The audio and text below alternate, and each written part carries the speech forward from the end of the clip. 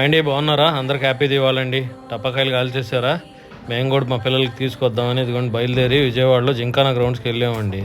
ఆ క్రౌడ్ చూసి ఇది మన వల్ల కాదులే అని చెప్పి పక్కనే అలంకారం ఉంటే అక్కడ ఏమైనా తిందాం అని చెప్పి వెళ్ళాము. చికెన్ శాండ్విచ్, పావు బాజీ అండ్ దహీపూరి అండి. ఇవైతే ఆర్డర్ ఇచ్చాము. 320 రూపాయలు అయినాయి. ఒక 2 బైట్స్ తీసుకున్నారు పిల్లలు, ఒకటి 40 రూపాయలు.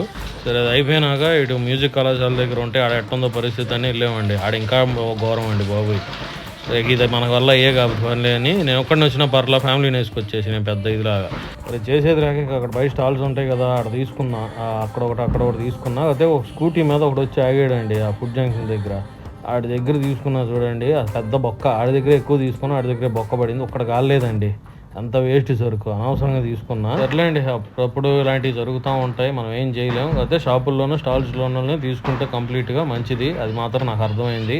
Anyway wish you all happy Diwali అండి. ఫస్ట్ టైం ఛానల్ చూసేవాళ్ళు సబ్స్క్రైబ్ చేయండి. Thank you.